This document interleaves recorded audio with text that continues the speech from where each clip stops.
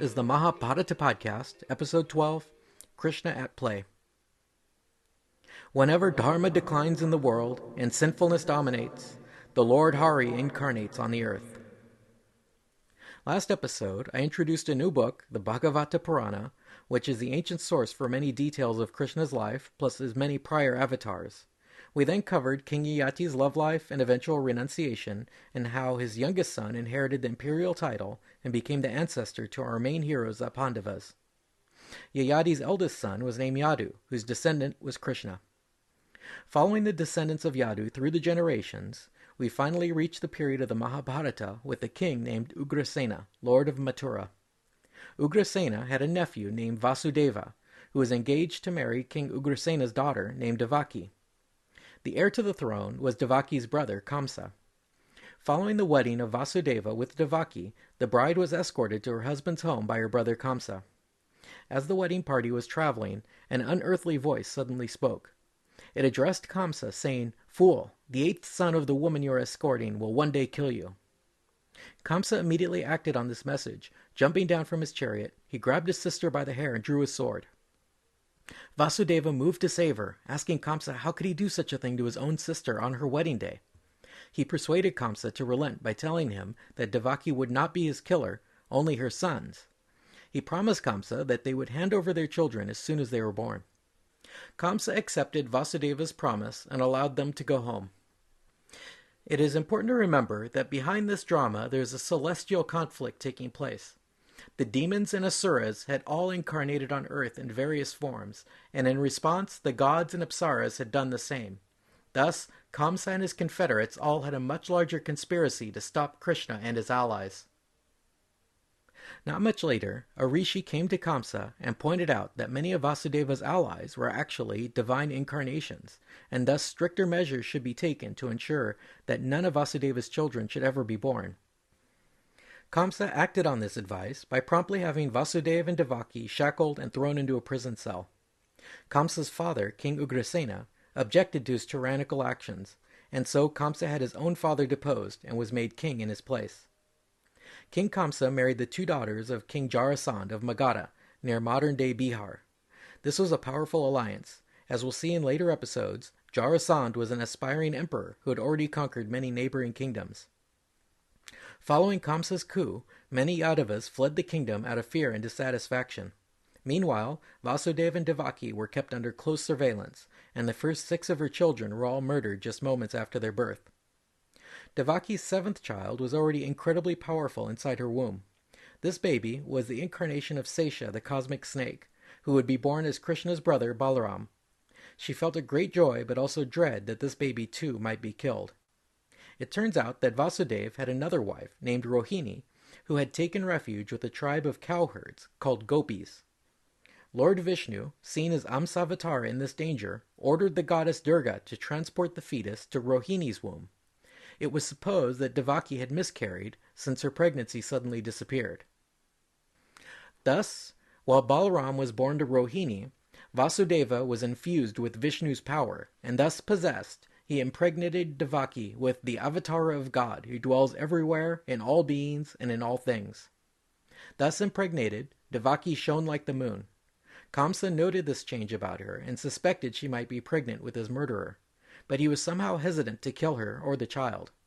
Finally, in the middle of the night, Devaki gave birth to the Lord Mahavishnu. He appeared to them in his divine form, with 4 arms holding his conch, mace, bow, and discus. Vasudeva prostrated himself before the vision and worshipped Vishnu. Then Vishnu disappeared, and in his place was a newborn baby boy, Krishna. Almost immediately, Vasudeva was telepathically instructed by the infant to carry him away to the Gopa settlement where Rohini and Balaram lived in Gokula. Vasudeva picked up the child, and immediately his shackles fell away. The guards were all sleeping, and the doors of the prison were wide open. Vasudeva carried the baby out of the prison and headed directly for Gokula. There was a raging storm that night, and so the cosmic snake Adisesha appeared and escorted the father and child, using his enormous hoods to shield them from the rain. When Vasudeva reached the Yamuna River, it was in flood, but Gokula was on the other side. As soon as he set foot on the riverbank, the waters parted, and a dry path appeared for him to cross. When he reached the town of the cowherds, he went to the house of their chieftain Nanda. Vasudeva approached Nanda's wife, Yashoda, who was sleeping with her newborn daughter. He placed the baby Krishna next to her and picked up the baby girl and returned with her to the prison. This girl was the incarnation of Durga. He placed her next to his wife and lay down. His shackles immediately reattached themselves and all the prison doors slammed shut. Back in Gokula, Yashoda woke up and assumed this boy was hers, forgetting completely that she had given birth to a daughter. The next morning, everything was back in order. The newborn girl began wailing, and the guards passed on the word that Devaki had given birth. Kamsa jumped out of bed in a fright and went straight to the prison. Devaki was terrified and held the baby close, but Kamsa tore the child from her grasp, whirled her by the legs, and attempted to dash her brains out against the wall. At that moment, the child transformed back into the form of the goddess Durga, 8 arms and all. Kamsa cowered and Durga laughed, saying, "Fool, you killed the wrong child. The one who's destined to kill you has already been born. Seek him out if you can, but stop killing children." With another laugh, she vanished in a flash of light. Kamsa was briefly repentant. He threw himself at his sister's feet, begging her forgiveness for all the horrible things he had done. He ordered the couple to be unshackled and freed from prison. He allowed them to return to their home. Later in the day, Kamsa's advisors were shocked by his change of heart. They worried that the exiles might form a rebellion around Vasudeva and Devaki. They pointed out that his killer still lived and was disguised among the many children in his kingdom. They advised him to kill every newborn boy in the kingdom if that's what it took to avert his fate. Kamsa finally gave in to his advisors and surrendered himself to complete perdition, ordering the slaughter of all the baby boys. Meanwhile, the baby Krishna was raised in obscurity by the chief of the Gopas and his wife Yashoda, who thought they were his natural parents. In order to find this child, Kamsa enlisted the support of a Rakshasa named Putana. Putana disguised herself as a beautiful woman with large milk-filled breasts. Her trick was to put poison on her breast and then to suckle the babies and kill them. As she came into Krishna's village of Vraja, everyone was fascinated by her beauty. She saw the child sleeping on a cot and entered through the front gate. Yashoda and Nanda were transfixed by her strange beauty, while she pretended to admire the child. Putana picked up Krishna, bared her poisoned breast, and set him to suckle. The child seized the breast eagerly and began to suck energetically, holding it firmly in his grip. He not only drew out all the poison and whatever ooze there was in her breast, he fed on her very life. Putana shrieked and tried to pull the baby off of her, but he maintained his grip. She changed back into her original form, huge, clawed, and scaly, but the baby held on. She shot off into the sky, with Krishna still attached, and then came crashing to the ground, dead, crushing trees and huts where she fell. The terrified villagers all ran to view this enormous corpse, and saw Krishna laying on top of her, laughing and kicking his legs playfully. The cowherds had to cut up the enormous corpse and burn the pieces. Amazingly, instead of a horrible stench, the smoke made by Putana was sweet, like sandalwood. Even a demon having her life sucked out of her by Krishna was saved by her contact with him. She had attained moksha. There are 2 more stories of demons attacking the infant Krishna. They were all somehow sent by Kamsa, but Kamsa never discovered Krishna's identity. The first of these stories is of a demon that was in the shape of a cart. Krishna was placed in the shade of this cart and left there. The tiny baby kicked one of the wheels and destroyed the cart. The second story is of a demon that came in the form of a tornado.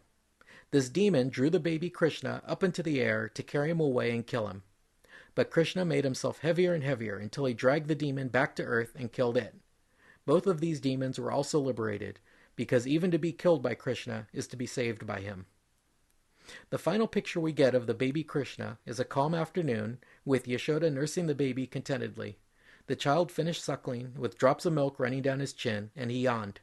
Yashoda looked into his mouth and saw the entire universe. Her mind could not bear the infinite expanse, and she fainted at the sight.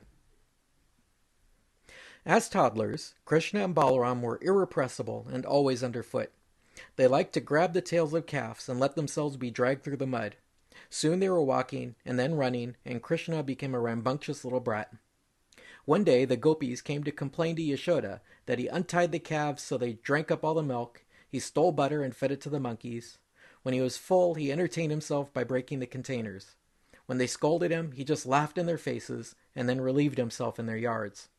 They turned to look at the little felon to say what he had to say for himself, but he looked so sweet and innocent that they just broke out laughing. On one occasion, the children ran to Yashoda and told her that Krishna was eating mud. Yashoda scolded him, saying dirt was full of worms and filth. Krishna denied it. She told him, "Don't lie, let me see in your mouth." So Krishna opened his mouth wide, and once again Yashoda saw the whole universe, its galaxies and stars, the earth, the mountains and seas, the villages, and even herself looking into Krishna's mouth. Yashoda just sat down on the porch stunned. She completely forgot about the question of Krishna eating mud. Here's an extended quote from the Bhagavata Purana. Vyasa's son, Sri Sukha, said, "One morning Yashoda had set her maids to clean her house, wash the clothes, and do the cooking, while she herself began churning milk to make curd. As she churned, she began singing softly. She wore a silk garment round her ample hips, fastened with a golden girdle. Her fine breasts oozed milk from the great mother's love that she felt whenever she thought or sang about her son, which was most of the time. The bracelets around her wrists and her pendulous gypsy earrings flashed in the sun as she churned vigorously. Beads of sweat stood out on her face at her exertions. Her smooth skin shone with moisture. Her hair, which hung to her knees, shed the jasmine flowers she had braided into them. Yashoda was a picture of radiant, fulfilled womanhood as she made her curd. A thirsty Krishna came up behind her. He put out his small hand and stopped her churning, as ever filling her with joy. Immediately she took him onto her lap and gave him her welling breast. Pleasure washed over his face as he drank avidly, like the waves of a sea, and her adoring gaze never left his dark features as she stroked his curled locks. Little did she know that this was God himself she was suckling. A smile of complete contentment played on Krishna's face, when suddenly Yashoda noticed that some milk she put on the fire had boiled over. She gave a cry, and setting Krishna down on the floor, jumped up to take the milk off. He had not finished drinking. His lips puckered up, his eyes grew red, and he bit his lip in frustration. In a flash, he picked up a great stone pestle and cracked his mother's churning vessel in two, so all her curd spilled out. With tears in his eyes, he grabbed a pat of butter and went off to sulk in another room. When Yashoda had taken the milk off the hearth, she turned to find her curd all over the floor. She only laughed. She loved him so much, what else would she do? Then she went to look for him, but could not find him anywhere. She came out into her yard and saw him astride an upturned stone mortar used for husking rice. He had a great pat of butter next to him and was feeding gobs of it to the monkeys. Softly, Yashoda crept up on her son from behind, a thin stick in her hand. He saw her before she reached him and ran off in terror. She ran after him, but her hips were heavy and she could not catch him. The child fled from her, dodging behind this bush or that tree, but then he suddenly seemed to tire. His eyes streaming with tears, he stopped his flight and allowed her to catch him. She seized him roughly by the hand and threatened him with the stick. Then she saw his eyes had filled with tears and fright. She could not bring herself to beat him. Throwing away the stick, she decided to tie him up instead to the rice-husking mortar. She did not know who he was. Taking the Brahman, who had assumed a human form in Leela, to be her son, Mother Yashoda tried to fasten him to the mortar with the piece of rope she found. The rope was 2 fingers shorter than she needed. She tied another piece to it, and it was still 2 fingers too short. Puzzled, she attached another, longer rope. It was still 2 fingers too short. In a frenzy, she went into the house to get a much longer rope. Some gopis gathered around to watch what she was doing. They were surprised to see her trying to punish her son. Of course, Yashoda was in fact trying to tie a rope around the entire universe. Krishna saw her desperation, and suddenly the rope in Yashoda's hands was much longer than she needed, and she now secured him easily to the mortar, continuing to feign anger at him. The rishis say that by allowing his mother to tie him up, Krishna symbolically showed how he always allows his devotees to subdue him. Krishna was a real brat when he was a kid, so I'm inclined to leave him tied up like that for now. In the coming episodes, I'll try to wrap up Krishna's backstory, how he enjoyed his adolescence, killed a few more demons, and then finally got his revenge against his cruel uncle Kamsa. Thanks for listening.